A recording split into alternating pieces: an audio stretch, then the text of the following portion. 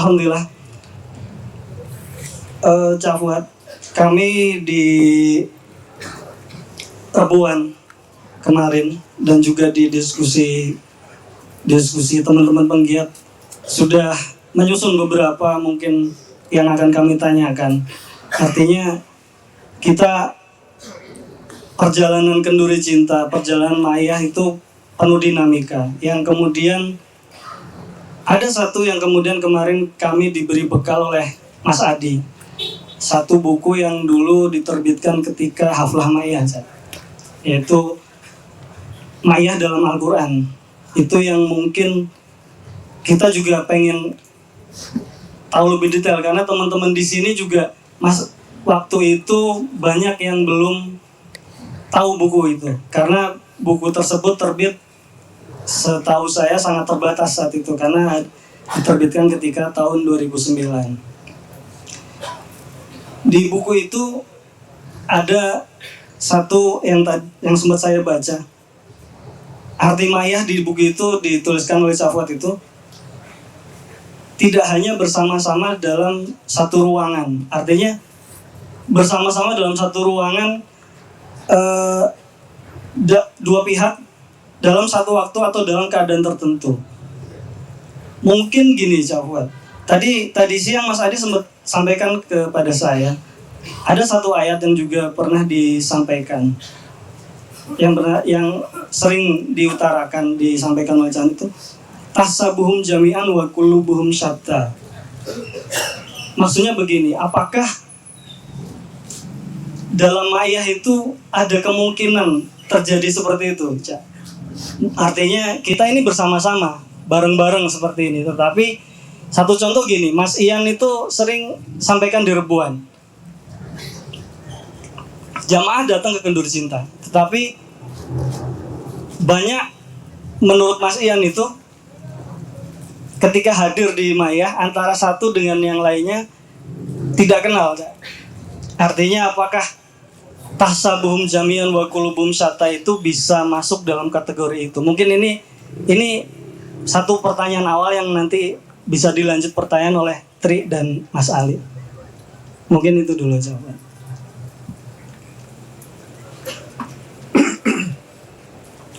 Assalamualaikum warahmatullahi wabarakatuh.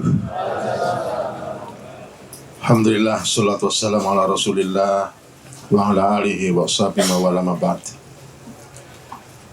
Baik, ini belum sudah ditodong pertanyaan saya.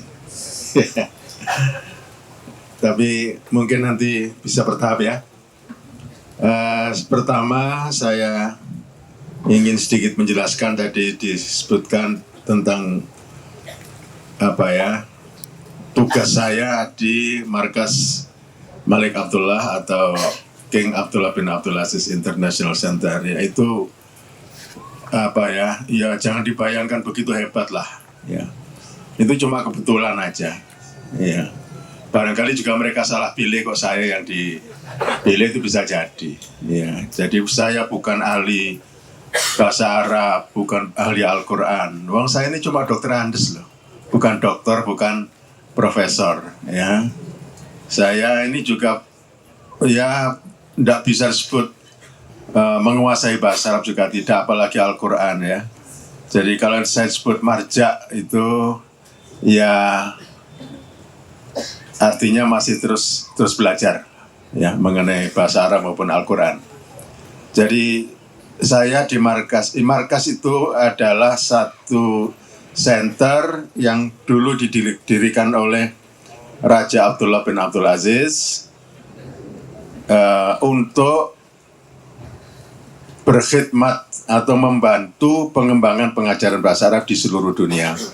Oleh karena itu ini namanya International Center. Nah, di dalam markas itu ada struktur yang paling tinggi namanya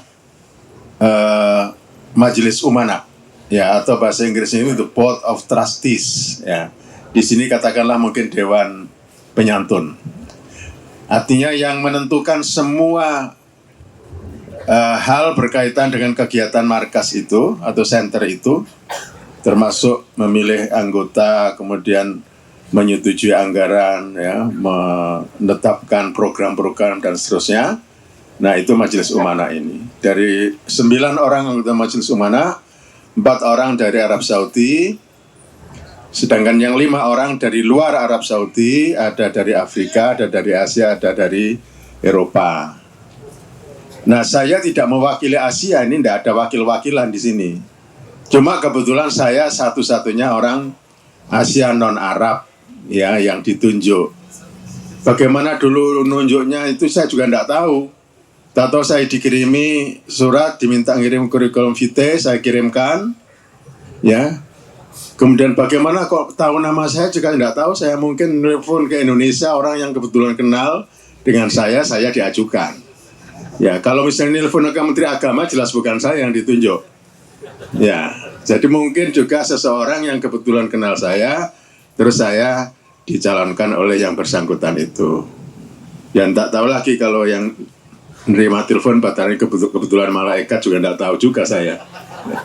Tapi yang jelas saya bukan orang yang hebat yang menguasai bahasa Arab di Indonesia. Masih jauh lebih banyak orang yang lebih hebat dari saya.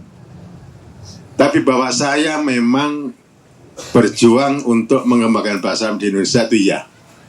Nah, itu aja barangkali. Ya, sejak saya muda, ya, keluar dari pondok Gontor, itu saya sudah melakukan perjuangan untuk mengembangkan bahasa Arab di Indonesia. Memang kalau boleh dikata mungkin jarang orang yang mau melakukannya. Itu aja barangkali kelebihannya.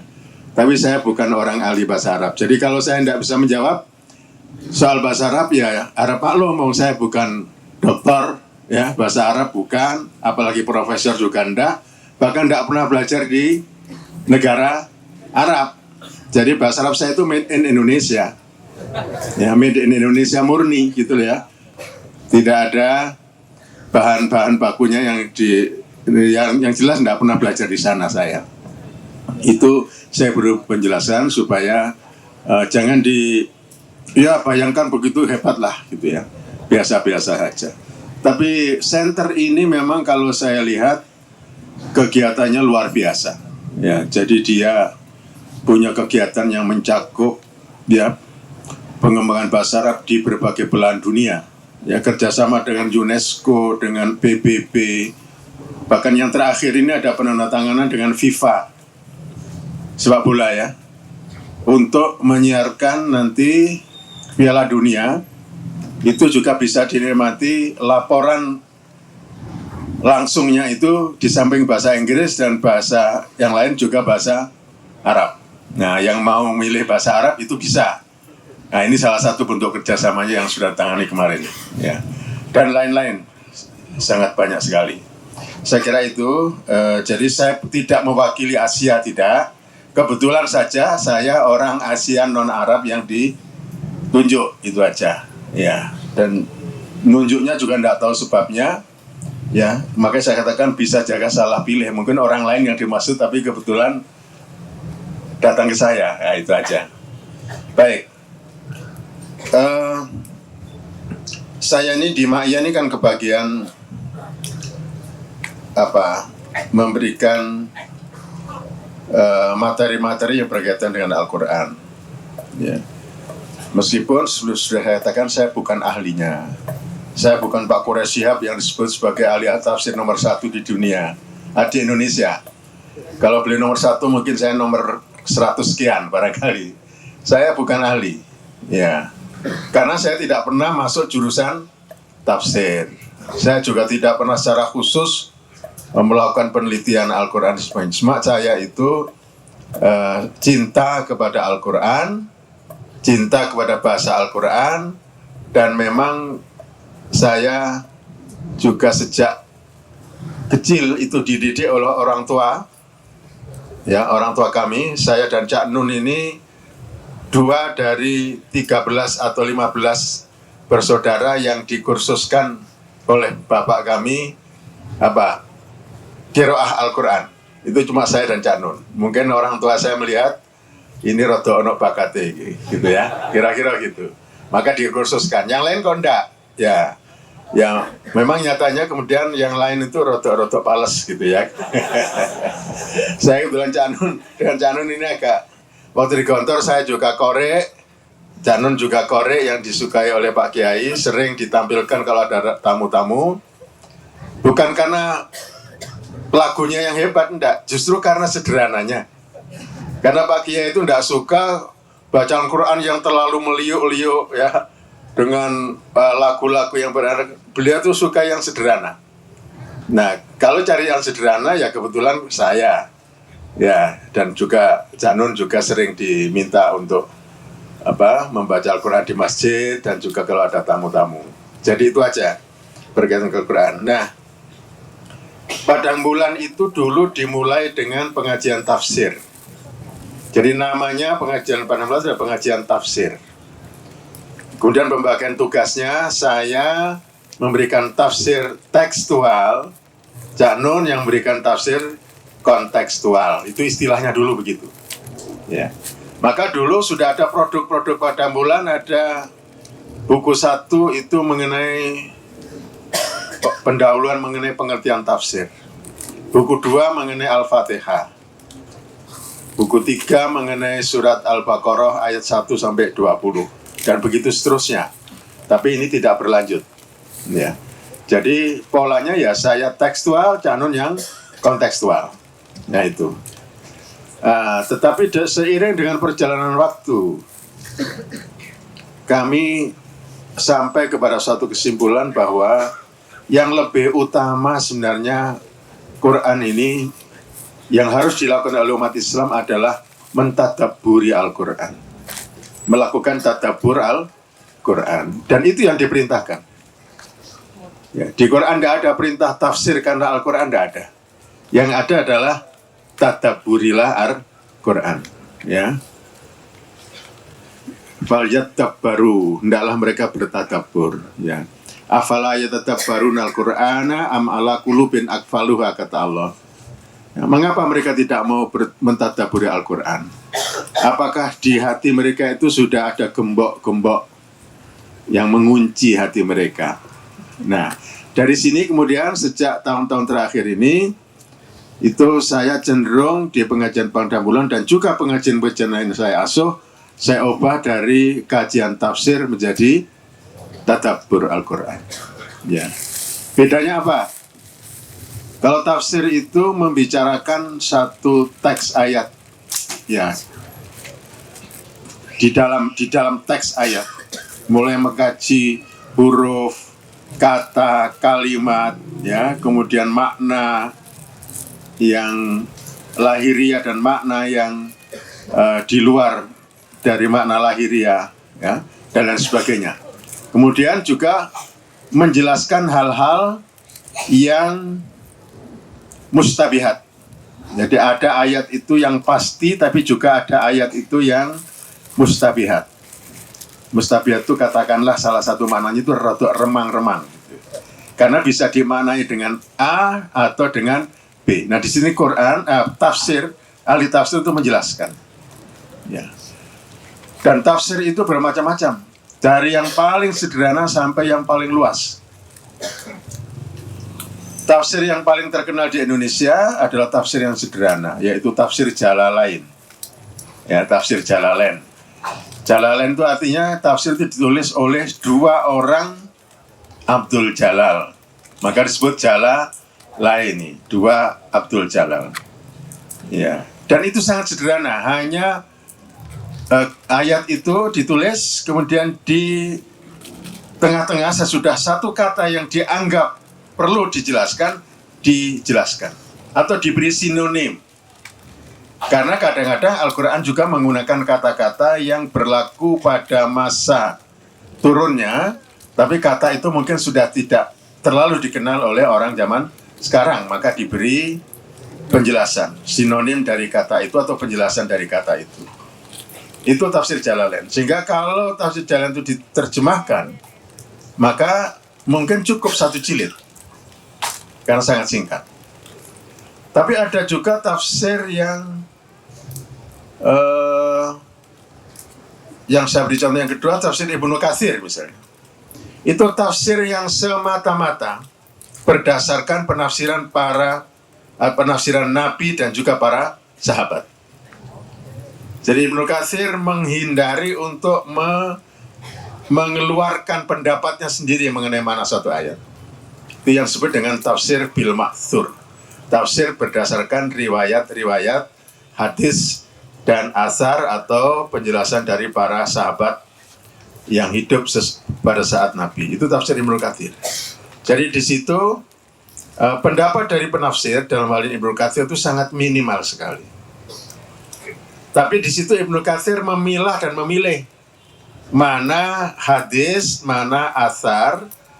Kalau hadis itu perkataan Nabi, kalau asar itu perkataan para sahabat, itu yang bisa dipertanggungjawabkan kekuatannya, ya, kesahihannya. Nah, jadi ada pilihan juga, ya. Nah, itu tafsir Ibnu Katsir. Jadi kalau satu ayat itu ada beberapa hadis yang menjelaskan, maka semua dicantumkan di situ. Ya, jadi cukup panjang juga tafsirnya, kalau tidak salah 5 jilid. Ya. Sementara itu ada tafsir, terutama di masa-masa terakhir itu yang menjelaskan makna ayat itu demikian luasnya. Bisa dihubungkan dengan ayat lain, bisa dihubungkan dengan hadis, bisa dihubungkan dengan kenyataan kehidupan manusia pada saat si penafsir itu menulis tafsirnya. Nah, ini banyak sekali. Misalnya kalau tafsir yang di Al-Maraghi itu kurang lebih 25 juz jilid, ya. Kalau tafsirnya Said Qutb Fidail Quran itu kalau tidak salah cuma 7 atau 8, tapi dalam format yang besar sekali. Ya. Jadi bertambah panjang uraiannya, berarti di situ bertambah banyak pendapat dari si penafsir. Nah, ini yang kemudian kita temukan juga bahwa di dalam tafsir itu ada macam-macam pendapat. Ya. Bagaimana dengan terjemah Al-Quran? Terjemah itu sama dengan tafsir apa tidak? Di dalam menerjemah sebenarnya sudah terkandung tafsir juga. Meskipun sangat sederhana, ya, tidak terlalu luas. Ya, jadi pendapat si penerjemah mengenai makna ayat itu juga sudah tafsir sebenarnya. Ya. Oleh karena itu kalau sekarang ada tafsir atau terjemah Al-Quran dalam bahasa Indonesia yang dikeluarkan oleh Depak dan sekarang mau direvisi katanya, kalau yang direvisi itu barangkali redaksinya. Tapi kalau diubah tafsir dengan tafsir yang lain, itu berarti perubahan versi pendapat saja. Ya, itu perubahan versi pendapat, bukan perubahan tafsir. Karena memang ada banyak versi tentang makna suatu ayat, ya. Tapi tidak bertentangan. Ya, tidak bertentangan, itu berbeda. 1-2 mungkin yang bertentangan ada. Ya. Baik. Nah, kalau tadabbur itu lebih ditujukan kepada perenungan. Tentu setelah memahami makna ayat itu tanpa tafsir yang terlalu luas, pokoknya faham makna ayat, maka kemudian dilakukan perenungan tentang makna ayat itu, dihubungkan dengan dirinya si pembaca, dihubungkan dengan perilakunya, baik secara individu maupun mungkin sosial. Nah, disinilah tadabbur itu berarti langsung ketika membaca satu ayat, maka kemudian dia berpikir, bagaimana posisi saya dengan ayat itu? Apakah selama ini perilaku saya bertentangan? Atau sesuai? Atau apakah saya sudah mengamalkan isi ayat ini atau belum? Itulah tadabbur. Ya. Mana tadabbur lebih kepada perenungan dihubungkan dengan sejauh mana Al-Quran itu mengubah diri kita. Jadi kalau kita pernah dengar banyak cerita ada orang baca satu ayat kemudian berubah hidupnya, itu adalah hasil dari tadabbur. Ya, hasil dari tadabbur. Umar bin Khattab itu masih musyrik, mendengar surat Toha 7 ayat langsung masuk Islam. Mengapa? Karena dia bertadabbur. Ya. Tidak harus membaca buku tafsir panjang lebar baru kemudian dia menemukan kebenaran. Enggak. Satu ayat dibaca, difahami, tadabbur. Itu akan mengubah hidup seseorang. Ya. Nah, oleh karena itu dalam pengajian-pengajian tafsir sekarang di Pademangan, saya cenderung untuk mengajak bertadabbur. Dan saya mencoba untuk mencari kunci-kunci ya di dalam Al-Quran untuk membimbing kepribadian kita dan membimbing perilaku kita sebagai orang beriman. Nah, ini ayat pendek-pendek saja. Misalnya, kalau ada ayat innamal mu'minuna ikhwatun, artinya apa? Sesungguhnya orang-orang beriman itu adalah bersaudara. Ini apa perlu ditafsirkan lagi? Bisa ditafsirkan mau panjang lebar. Dari innamal mu'minuna ikhwatun aja bisa satu buku itu. Tapi apakah kita menunggu membaca satu buku tafsir mengenai ayat itu sebelum kita harus mengamalkan? Kan tidak. Begitu membaca sesungguhnya orang beriman itu adalah bersaudara, langsung tadabbur. Saya ini dengan orang Islam yang lain gimana ini? Sudah ikhwatun atau belum? Sudah membangun persaudaraan atau belum? Ya. Apakah saya sudah melakukan hubungan yang baik dengan dia sebagai sesama orang Muslim? Nah, ini tadabbur di situ. Ya, jadi saya nanti dalam kesempatan ini akan memberikan beberapa contoh saja kunci-kunci dari Al-Quran untuk membangun perilaku kehidupan kita. Ya, tapi sebelum itu saya mencoba merespon tadi yang ditanyakan oleh Mas Fahmi, ya, mengenai ma'iyah. Jadi buku ma'iyah dalam Al-Quran yang itu saya tulis dalam waktu yang sangat singkat karena waktu itu akan ada pertemuan, kalau tidak salah, ma'iyah Nusantara di Jombang, haflah ya, haflah ma'iyah, ya, itu masuk jenis tafsir tematik. Ya, tafsir tematik. Oke. Jadi tafsir tematik itu saya mencari dalam Al-Quran itu kata-kata ma'iyah. Saya kumpulkan semua.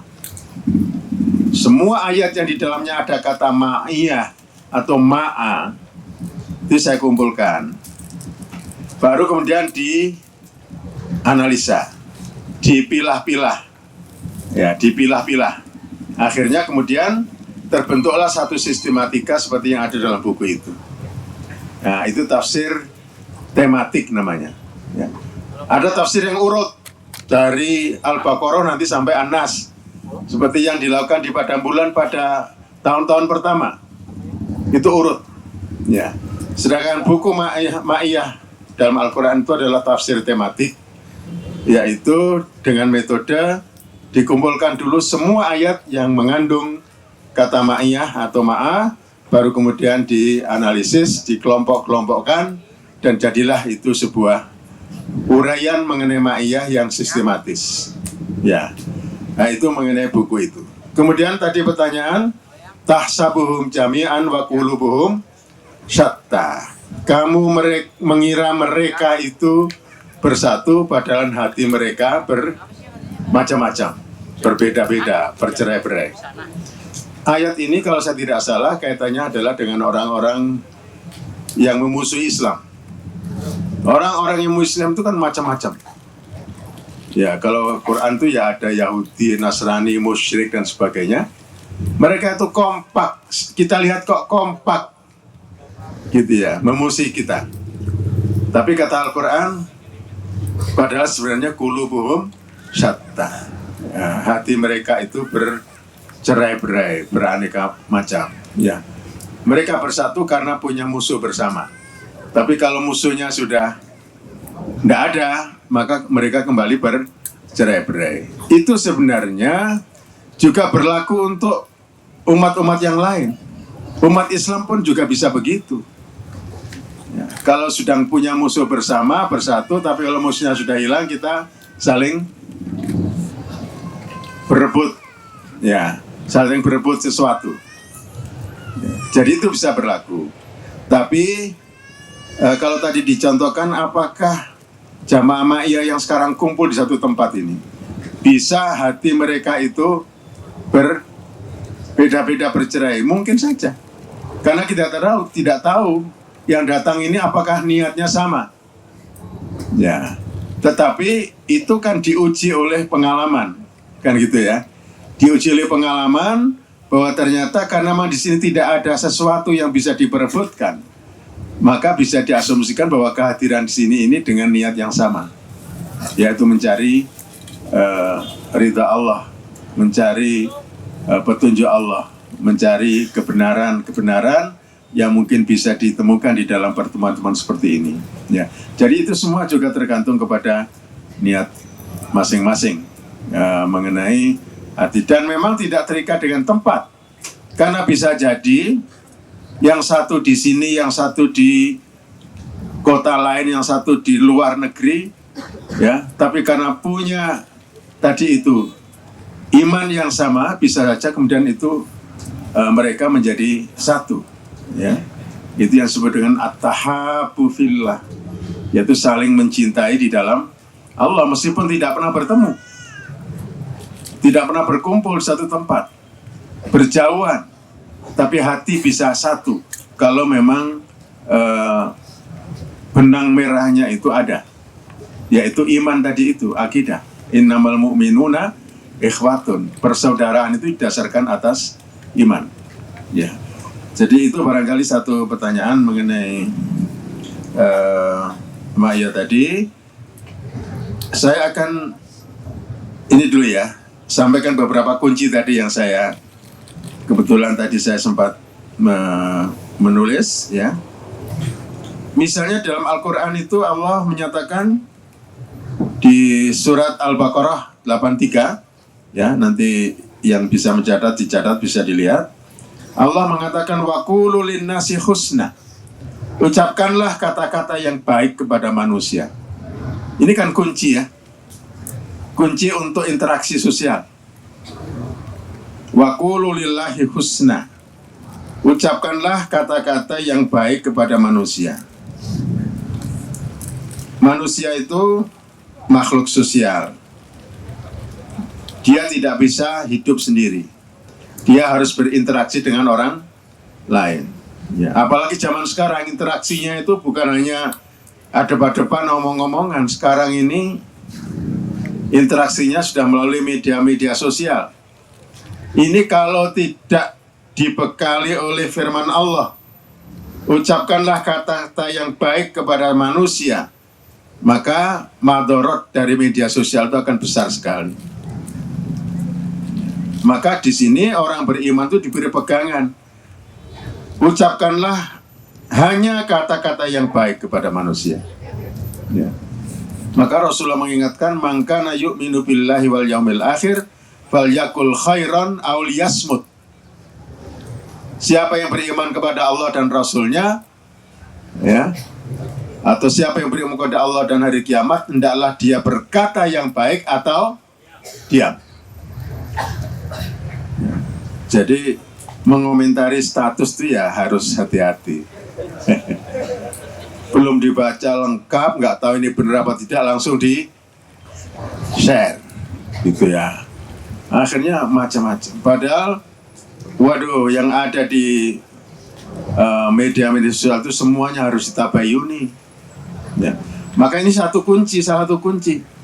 Waqulu linnasi husna, ucapkanlah kata-kata yang baik kepada manusia. Ini banyak ayat yang maknanya seperti ini. Ya, banyak. Misalnya di surat Isra itu ada waqul li ibadi yaqulul lati hiya ahsan. Katakanlah Muhammad kepada hamba-hambaku, hendaklah mereka berkata yang lebih baik. Ahsan, ya. Kata-kata yang lebih baik. Jadi kalau ada orang berkata buruk, jangan dijawab buruk, tapi katakanlah yang baik. Kalau ada orang berkata baik kepada kita, katakanlah yang lebih baik. Nah, ini petunjuk. Wala tujadilu ahlal kitabi illa billati hiya ahsan illa alladziina dzalamu minhum. Janganlah kalian berdebat dengan ahli kitab kecuali dengan cara yang lebih baik. Berdebat boleh, tapi dengan cara yang lebih baik. Ya, tidak menghina, tidak melecehkan. Nah, itu billati hiya ahsan, dan juga harus bisa berargumentasi dengan baik. Ya. Illa alladziina dzalamu, kecuali kepada orang-orang yang zalim di antara mereka. Ya, perintahnya apa? Ya enggak usah debat. Percuma gitu loh ya. Diberitahu yang benar, yang enggak akan percaya karena mereka zalim. Zalim dalam arti mereka tidak mau menerima kebenaran. Ya, yang benar sudah dianggap salah dan yang salah sudah dianggap benar. Itu sudah zalim. Kalau sudah dengan seperti itu, enggak usah repot-repot berdebat. Ya sudah, lakum dinukum. Ya, nah ini antara lain ayat yang menegaskan satu prinsip atau kunci tadi, yaitu hendaklah kalian berkata kepada manusia dengan ucapan-ucapan yang baik. Perkataan yang baik atau ucapan yang baik itu bisa diartikan baik isi dan maknanya, tapi juga baik cara mengucapkannya. Nah itu, ini sudah mulai tafsir di sini ya, sedikit tafsir. Ya, jadi baik tentang isinya, maknanya, tapi juga baik caranya. Kalau baik soal baik isi itu universal itu sudah. Artinya semua orang sudah bisa mengatakan ini perkataan ini isinya baik atau tidak. Tapi kalau soal cara mengatakan itu budaya. Karena budaya maka bisa berbeda-beda. Ya, bisa berbeda-beda antara satu tempat dengan tempat yang lain. Ya. Kalau orang Jogja kepada orang tuanya harus kromo inggil. Ya. Sesama teman saja kalau di Jogja itu saya kadang lihat anak kecil-kecil itu sama boso dengan temannya di Jogja. Ya, nah itu yang berlaku di sana. Tapi kalau di Jawa Timur lain lagi. Ya, jangankan kepada temannya, kepada orang tuanya aja nggak bisa boso. Tapi bagi orang Jawa itu tidak terlalu masalah. Makanya kalau soal cara itu ada unsur budayanya yang kuat di situ. Ya. Nah, kemudian di Quran ini sedikit juga sudah menyangkut tafsir. Makanya di Quran itu ada macam-macam sifat dari perkataan, qaul gitu ya. Ada qaulan ma'rufan. Terjemahnya ya perkataan yang baik, ya. Ada qaulan hasanan, yaitu perkataan yang baik. Ada qaulan kariman, perkataan yang mulia. Qaulan kariman. Ada qaulan maisura, perkataan yang mudah. Ada qaulan tsaqila, perkataan yang berat. Ini masing-masing ada konteksnya. Ya, misalnya kalau qaulan ma'rufan itu diucapkan kepada banyak orang secara umum. Ya, ini mulai gerimis, jadi bisa juga mungkin merapatkan diri. Ya. Tapi kalau niat udan-udan ya enggak apa-apa.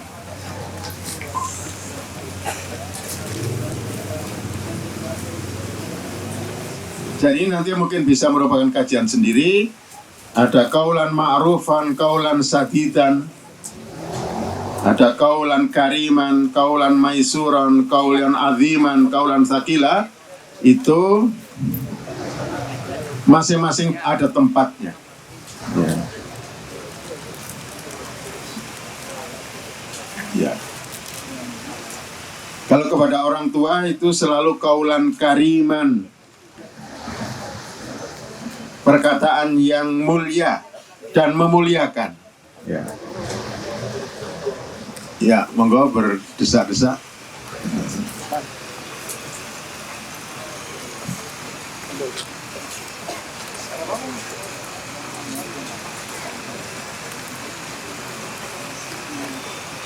Baik, jadi perkataan-perkataan yang baik yang tadi digambarkan dalam berbagai macam sifat dari kaul itu ya tentunya dipakai ketika dia berinteraksi dengan orang tua, ayah kepada anak, suami kepada istri, istri kepada suami, ya, interaksi dengan pembantu, dengan para orang-orang yang kita anggap mungkin statusnya di bawah kita dan seterusnya, itu masing-masing ada tempatnya, ya.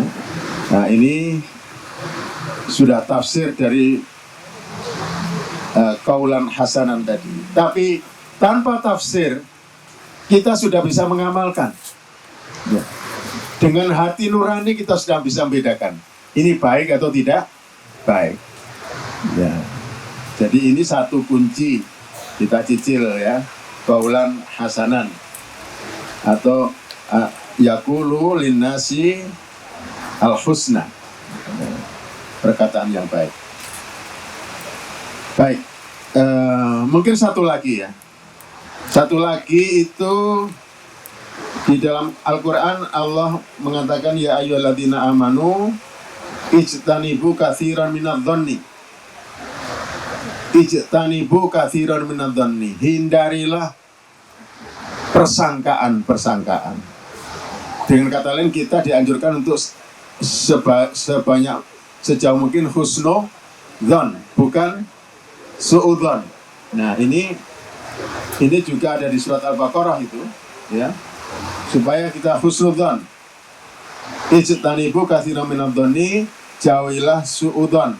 Kedepankan husnudzan. Kembangkan sikap positif. Kembangkan berpikir positif. Nah, ini. Saya mungkin beri contoh sedikit. Pengalaman nyata. Ya, pengalaman nyata. Gimana? Saya teruskan ini? Oke. Husnudzan. Ada orang ke zaman seperti ini kok husnudzan, ya. Sekarang ini harus suudzon. Itu ada orang berkata begitu. Karena orang baik-baik ternyata maunya buruk sama kita, ya. Masuk rumah, assalamualaikum, masya Allah, subhanallah. Ternyata setelah kita ke belakang ambil minuman, barang-barang kita di depan diambil semua, misalnya gitu, ya. Tapi husnudzon tetap itu menurut saya nomor satu. Saya ingin beri contoh pengalaman nyata. Waktu tahun 96 saya dengan istri berangkat haji, ya. Berangkat haji 96. Biayanya utang Cak Nun waktu itu. Terus terang aja, ya. Karena tanah saya jual belum laku. Ya, itu saya diberi doktrin oleh para yang membimbing manasik. Apa salah satu doktrinnya? Hati-hati di sana dengan orang-orang Afrika, orang hitam. Itu biasanya mereka itu banyak semaunya sendiri, ya. Hati-hati orang Turki, mereka biasanya itu kompak bergandengan tangan sehingga bisa menabrak kita. Nah, itu selalu diulang-ulang. Tapi saya bilang sama istri saya, enggak. Kita harus husnudzan. Ya, husnudzan. Dan dengan husnudzan itu kita justru dipertemukan dengan orang-orang yang baik. Ya. Saya waktu habis umroh itu harus cukur rambut, enggak punya uang kecil, saya punya cuma 50 real. Padahal bayarnya mestinya cuma 1-2 real. Tukang potongnya itu mengatakan tidak punya susuk, padahal sakunya penuh dengan uang. Lalu ada orang hitam datang, langsung dia bayar 2 real. Coba ini, ya. Katanya orang hitam itu banyak jahat, banyak, tapi ini justru menolong. Ya. Alhamdulillah hujan deras sekali, mudah-mudahan merupakan rahmat untuk kita. Kemudian waktu lempar jumroh, saat yang paling berat, istri saya yang kecil itu kemudian dipegang oleh seorang Afrika yang besar dan dia bilang, berdiri di belakang saya akan melindungi Anda. Jadi dia berjalan sampai ke tempat pelemparan itu dalam keadaan aman. Karena di belakangnya orang besar tadi. Ini contoh. Jadi saya yakin kalau kita husnudzon, tentu dengan waspada, insya Allah kita dipertemukan juga dengan orang-orang yang baik. Contoh terakhir, minggu yang lalu saya kebetulan ada tugas di Riyadh, saya dan istri saya mampir umroh. Waktu saya duduk baca Al-Quran di masjid, ada orang Yaman datang, memperkenalkan diri, masih muda, ganteng, bahasa Arabnya bagus. Dia kenalkan saya baru dapat musibah. Waktu tawaf kemarin, uang yang dibawa ibu saya semuanya dicopet. Jadi kami sekarang hanya punya uang yang dia tunjukkan dompetnya itu. Tidak cukup untuk melakukan kegiatan berikutnya. Terus saya tanya, lah Anda butuhkan apa dari saya? Apa yang bisa saya bantu? Dia bilang, saya butuh 3 tiket untuk ke Madinah. Pakai bis. Ya, untuk saya, ibu saya, dan adik perempuan saya. Dia bilang gitu. Terus saya tanya, berapa tiket bis untuk ke Madinah? Satu orang 57 rial. 57 rial itu kali 3,5 berapa itu? Ya sekitar 170.000 lah gitu. Itu satu orang. Berarti kali 3, 170 kali 3. Ya. Terus saya kan lihat-lihat, ini orang ini benar apa nipu ini. Tapi saya husnudzon. Ya, saya husnudzon. Bismillah. Saya katakan, saya bisa membantu 1 tiket untuk Anda. Tapi yang 2 tiket tolong cari teman-teman yang lain. Mungkin Anda bisa temui teman Anda orang Yaman ya, yang juga banyak di sini. Terus dia bilang, saya sudah mencoba tapi saya yakin orang Indonesia ini yang bisa membantu saya, katanya begitu. Mungkin apa orang Indonesia gampang dipuji, oh biar gitu ya. Oke. Meskipun saya tidak yakin 100%, tapi saya katakan saya bantu 1 tiket. Ya. Tapi saya tidak bawa uang sekarang. Ini nomor telepon saya, hotel saya. Silakan Anda datang ke hotel saya, tapi cari dulu tambahan 2 tiket. Terus besoknya dia SMS saya. Saya cuma dapat 30 real. Barangkali padahal masih dibutuhkan 340 real. Saya cuma dapat 40. Akhirnya saya ngomong sama istri saya, gimana ini? Ya bismillah lah. Kebetulan kita sedang punya uang. Ya, sudah kita bantu aja. Terus saya SMS. Insya Allah kami siap bantu 3 tiket. Tapi syaratnya Anda bertiga saya undang untuk ke hotel saya untuk sarapan pagi. Setelah itu saya akan berikan uang dan setelah itu saya akan pulang menuju Jeddah jam 9 siang.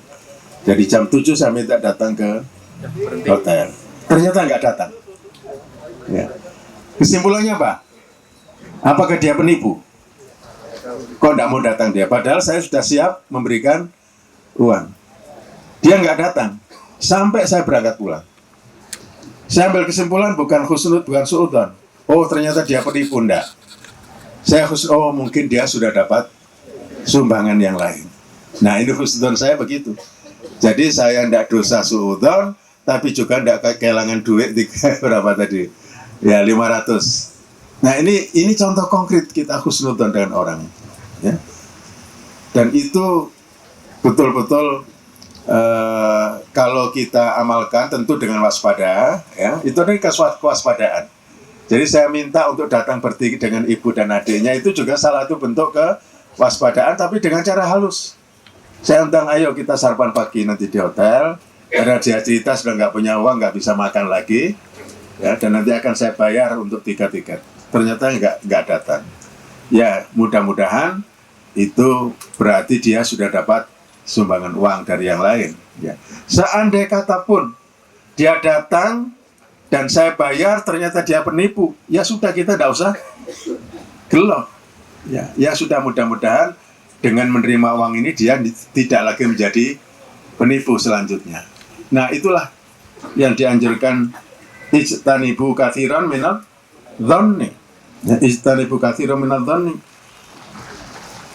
Jauhilah prasangka, ya karena inna ba'dadh-dhanni itsmun, karena banyak dari prasangka itu yang sifatnya dosa, ya, yaitu su'udzon tadi itu.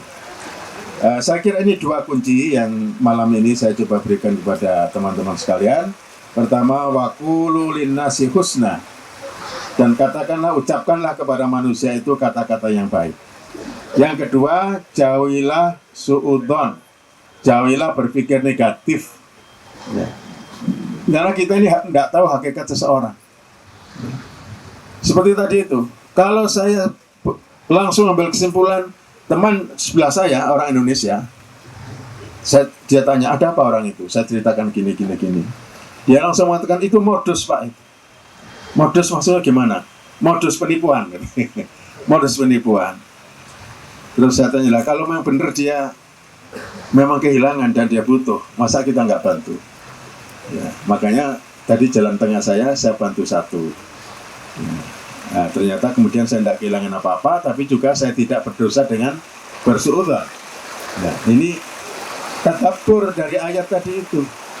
Ya, ijtanibu katsiran minal dzanni, kita bawa ke dalam kehidupan nyata. Kunci-kunci ayat pendek-pendek tadi itu begitu mestinya. Dan itu tidak akan ada silaf di situ. Kalau kita baca tafsir, terlalu banyak perbedaan pendapat dan itu bisa membuat kita bermusuhan satu sama lain. Ya, karena berbeda pendapat. Ya. Baik, saya kira ini sementara dua kunci, nanti bisa ditambah lagi. Saya kembalikan dulu ya kepada Mas Helmi. Ya.